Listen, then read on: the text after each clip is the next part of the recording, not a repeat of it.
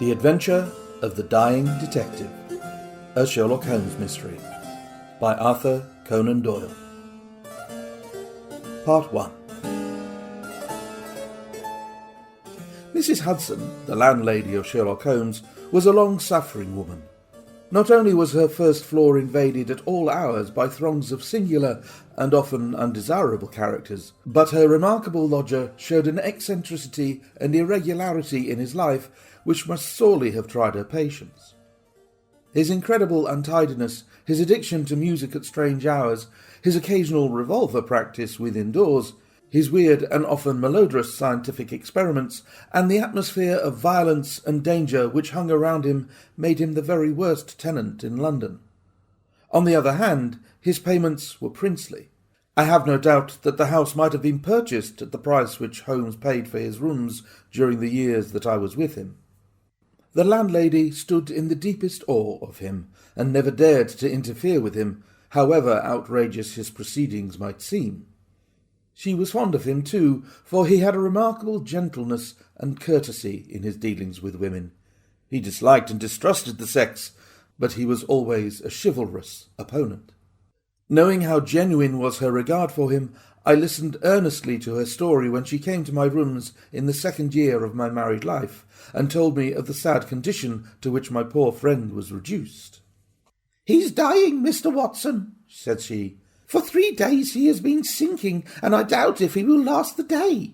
He would not let me get a doctor. This morning, when I saw his bones sticking out of his face and his great bright eyes looking at me, I could stand no more of it.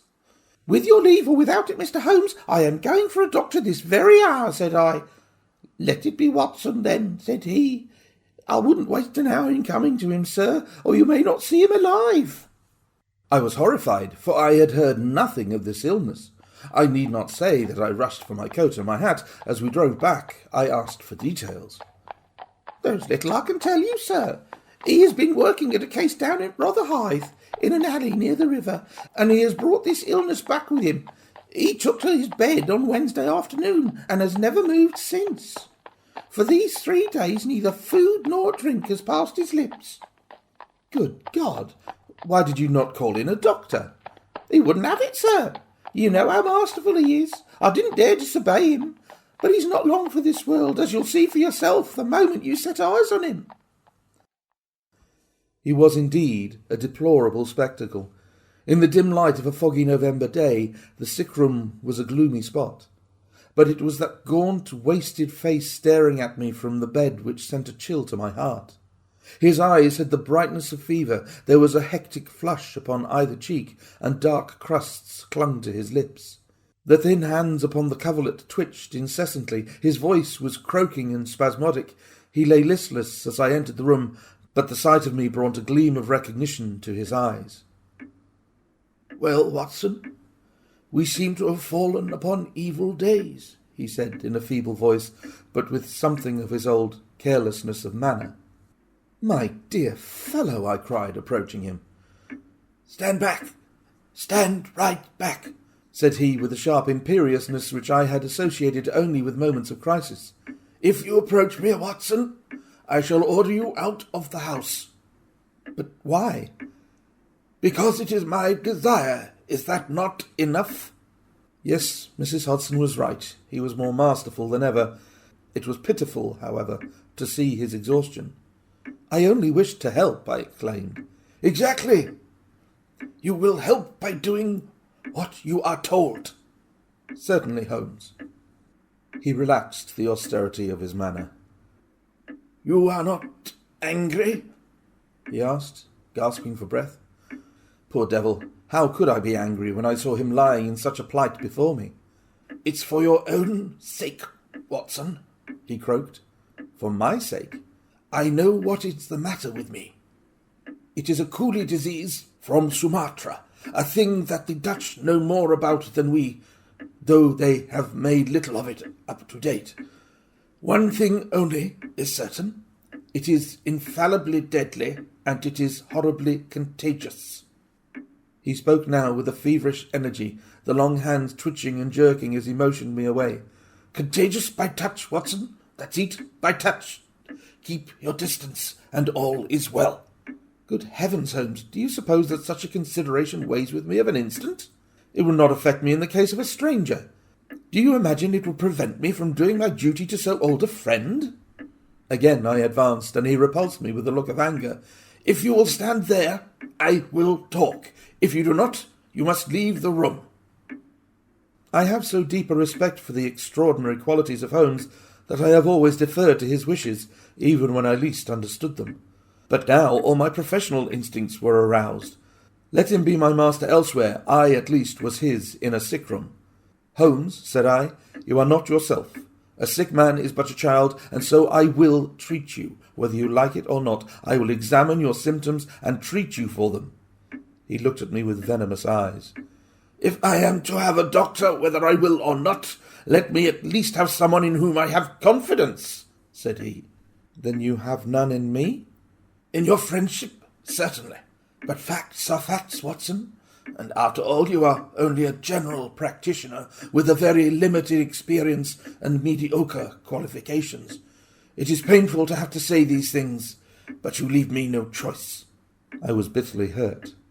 Such a remark is unworthy of you, Holmes. It shows me very clearly the state of your own nerves, but if you have no confidence in me, I would not intrude my services. Let me bring Sir Jasper Meek or Penrose Fisher or any of the best men in London, but someone you must have, and that is final. If you think that I am going to stand here and see you die without either helping you myself or bringing anyone else to help you, then you have mistaken your man. You mean well, Watson, said the sick man, with something between a sob and a groan. Shall I demonstrate your own ignorance? What do you know, pray, of Tapanuli fever? What do you know of the Black Formosa corruption? I have never heard of either. There are many problems of disease, many strange pathological possibilities in the East, Watson. He paused after each sentence to collect his failing strength.